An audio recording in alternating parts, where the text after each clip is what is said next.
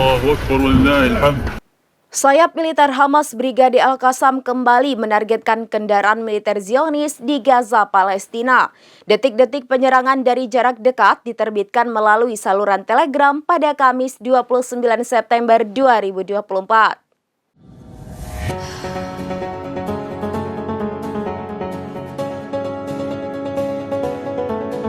Sayap militer Hamas Brigade Al-Qassam kembali menargetkan kendaraan militer Zionis di Gaza, Palestina. Detik-detik penyerangan dari jarak dekat diterbitkan melalui saluran Telegram pada Kamis 29 September 2024. Video tersebut dinarasikan tank militer Israel menembus sekitar perusahaan telekomunikasi sebelah barat rumah sakit Kuwait di kota Rafah pada Selasa 17 September. Melihat pergerakan tersebut, pejuang Hamas bergegas menyiapkan penyerangan. Dalam video singkat tersebut terlihat dua pejuang Hamas meletakkan speaker di atas ranting.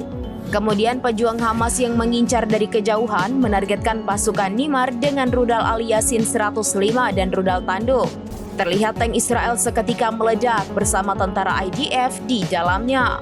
Selain itu, Brigade Al-Aqsa kembali merilis video yang menunjukkan snipernya murka dan menembakkan lusinan peluru ke pos pemeriksaan Tayaser di timur Tubas yang diduduki pada Kamis 19 September 2024. Dalam video tersebut, tampak sniper Al-Aqsa menyerang posisi Zionis itu dari sebuah perbukitan.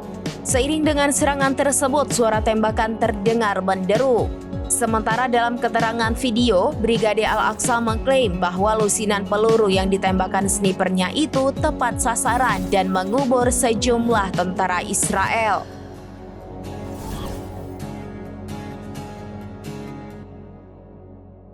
Demikian informasi terkini Syederalun, saksikan terus informasi lainnya, jangan lupa like dan share seluruh akun serambinews.com.